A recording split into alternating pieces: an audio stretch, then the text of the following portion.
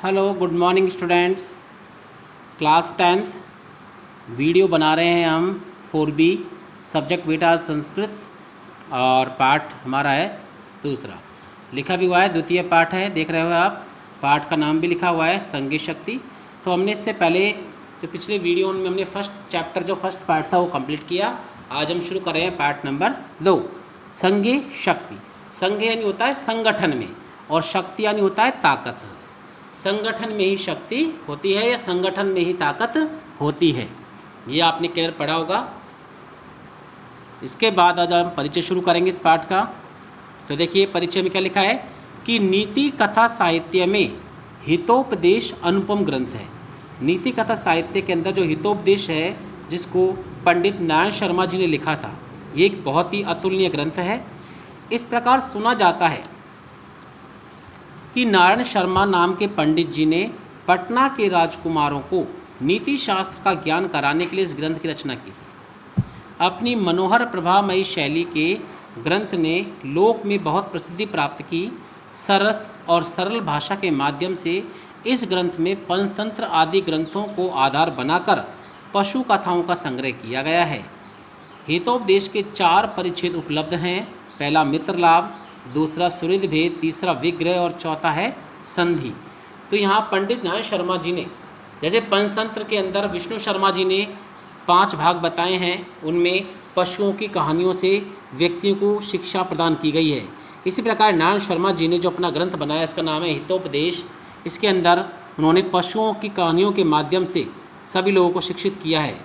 उन्होंने ऐसा कहा जाता है कि ये जो कहानी है ये पटना के जो राजकुमार हैं उनको नीति का ज्ञान बताने के लिए ही इस ग्रंथ की रचना की थी। इसके 4 भाग बताए उन्होंने कि पहला मित्रलाभ, दूसरा भेद, तीसरा विग्रह और चौथा संधि। प्रस्तुत जो पाठ है वो हमारे फर्स्ट भाग जो है मित्रलाभ की पहली कथा का कुछ छोटा सा अंश है। इस पाठ में बड़ों की उपेक्षा का और एकजुट प्रयास का फल का वर्णित है। यानी जब हम बड़ों की बात नहीं मानते हैं तो उसका क्या परिणाम होता है और एक साथ मिलकर कार्य करने का फल क्या प्राप्त होता है, इस बारे में इस पाठ में वर्णन मिलता है। चित्रग्रीव जो कि एक कबूतरों का राजा था, तो चित्रग्रीव की आज्ञा का पालन नहीं करके कबूतर जाल में फंस जाते हैं। फिर भी चित्रग्रीव के कहने से सभी एकजुट होकर एकता का सहारा लेकर जाल को ही लेकर उड़ जाते हैं। यही इस पाठ का उपदेश है कि संघ में शक्ति अथवा संहति कार्य को साधने वाली होती है। यानी संगठन या एकता जो होती है वो हर कार्य को सफल बना सकती है। तो इसका आज हम फर्स्ट चैप्टर पढ़ेंगे, पहला भाग इसके अंदर। दूसरे पार्ट का ये पहला जो भाग है सो सुनो। अस्ति गोदावरी तीरे विशालय शालमली तरु। देखो बेटा, गोदावरी ये एक नदी का नाम। गोदावरी नदी के तीरे यानी होता है किनारे पर एक विशाल है बहुत बड़ा शालमली तरु। शालमली कहते हैं सेमल को और तरु कहते हैं पेड़ को। तो एक बड़ा सेमल का पेड़ अस्ति यानी है। लेकिन यहाँ पर बेटे एक कहानी है और कहानी आप सब जानते हो हमेशा भूतकाल में होती है, लंग लकार में होती है। तो इसीलिए यहाँ पर हम है होते हुए भी क्या लिखेंगे था। तो गोदावरी नदी के किनारे पर एक बहुत बड़ा सेमल का पेड़ था।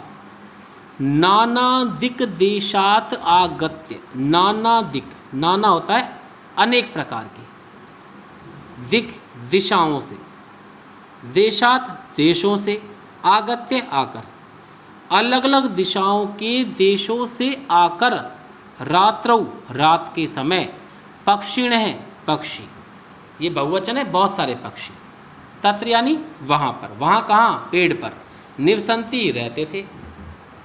अलग अलग दिशाओं के देशों से आकर रात के समय पक्षी वहाँ निवास करते थे।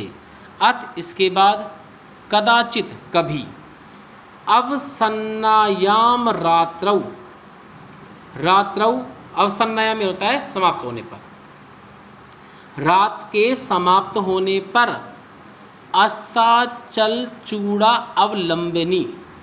अस्तांचल यानी कि सुबह होने से पहले भगवती कुमुदनी नायक है। भगवती कहते हैं देवी को, कुमुदनी नायक है, कुमुदनी के नायक। देखो बेटा, जिस प्रकार सूर्यमुखी जो पुष्प होता है वो सूर्योदय होने पर खिल जाता है। इसी प्रकार जो कुमुदनी होती है वो जब चंद्रमा उदय होता है तो कुमुदनी खिल जाती है। तो कुमुदनी का जो नायक है, जो स्वामी है, चंद्रमसी, चंद्रमा के अस्तांचल चूड़ा अवलंबनी, मतलब छिपने के लिए पर्वत के पीछे जाते समय।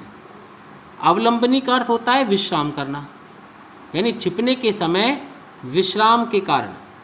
लघु पतनक नाम है, लघु पतनक नाम का वायस्य कोवा प्रबुद्ध जाग गया।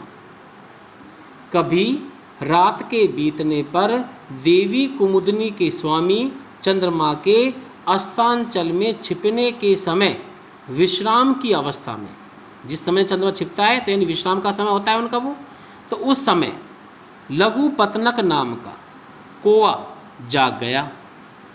कृतांतम इव द्वितीयम आयांतम व्याधम अपश्यत, यानी कि यहाँ पर देखो बेटा,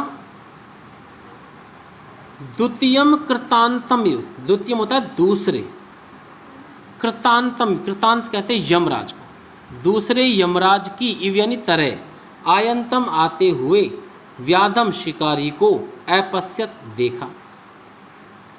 और दूसरे यमराज की तरह, एक यमराज जो होता है वो प्राणों का हरण करता है, और एक शिकारी जो है वो भी उनके लिए यमराज है क्योंकि वो उनको मारता है, पकड़ता है। तो दूसरे यमराज की तरह आते हुए शिकारी को देखा। तम उसको अवलोक्य देखकर अचिंतित सोच रहा था, उसको देखकर सोच रहा था। कौन? कोवा। तो कोवा उसको देखकर सोचा या सोच रहा था। अद आज प्रातः एव, सुबह ही, आज सुबह ही, अनिष्ट दर्शनम, अशुभ दर्शन, जातम हो गए, आज सुबह ही अशुभ दर्शन हो गए।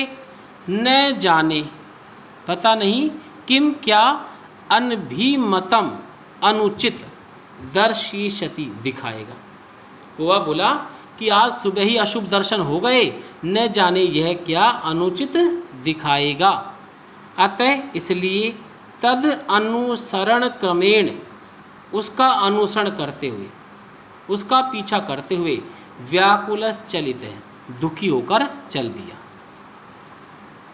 इसलिए उसका पीछा करते हुए दुखी अवस्था में चल दिया।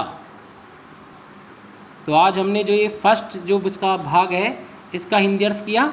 तो आप देख रहे हो यहाँ शब्दार्थ भी लिखे हुए हैं। ये शब्दार्थ सिर्फ आपको लर्न करने हैं, यानी कि आपको सिर्फ याद करना है, इनको लिखना नहीं है। इसके बाद में हम आगे की ओर बढ़ते हैं। तो वहाँ आप देखोगे बेटा, इसमें यहाँ लिखा हुआ है ऊपर प्रसंग, दिख रहा है आपको? तो आपको प्रसंग नहीं लिखना है, इसके स्थान पे आपको लिखना है सप्रसंग लिखना है। क्या लिखना है? सप्रसंग। समझ आ रहा है बेटा क्या कह रहा हूँ मैं? ये आपको लिखना है। और सप्रसंग लिखने के बाद आपको सामने ये लिखा हुआ है जो यहाँ लिखना है कि प्रस्तुत गद्यांश स्पंदना पाठ्य पुस्तक में संकलित पाठ संगीत शक्ति से लिया गया है। हितोपदेश नीति ग्रंथ से उद्धृत इस पाठ के लेखक नारायण शर्मा जी हैं। यहाँ प्रातः काल में लघु पतनक को द्वारा शिकारी को देखे जाने का वर्णन है। आपको ये 2 लाइन लिखनी है। इसके बाद आपको लिखना है हिंदी अनुवाद। ठीक है जी। और ये आपको पहले ये जो गद्यांश है, ये गद्यांश आपको पूरा नहीं लिखना है। मैंने आपको पहले भी तरीका बताया था किस तरह लिखना होता है। आपको क्या करना है बेटा, इसकी शुरुआत में आपको यहाँ पर अस्थि लिखना है, यानी कि देखिए इधर मैंने पहले भी समझाया था आपको इस बारे में कि शुरुआत में अस्थि है, अस्थि लिखा। अस्थि लिखने के बाद क्या करना है आपको, आगे डॉट डॉट लाइनों में इसको इनपुट करना है और लास्ट में आपको क्या लिखना है, चलित है। तो इससे क्या होगा, आपका एक ही लाइन में ये संस्कृत कंप्लीट हो जाएगी। समझ आ गया आपको? अस्थि डॉट डॉट करना है सारा, लास्ट में लिखना है आपको चलित है और पूर्ण विराम। ये आपका हो गया फर्स्ट लाइन के अंदर संस्कृत कंप्लीट। इसके बाद आपको मैंने जो बताया क्या, सप्रसंग, सप्रसंग लिखना है और फिर आपको लिखना है हिंदी अनुवाद। तो इस प्रकार ये आपका होमवर्क का काम है, ये आपको HW की कॉपी में लिखना है। समझ आ गया बेटा आपको? बस ये करना है और आपको इनको याद भी करना है, शब्दार्थ भी याद करने हैं और इस पाठ का हिंदी अर्थ भी आपको याद करना है, होमवर्क कॉपी में कार्य करना है। बस आज के वीडियो में इतना ही। Okay students.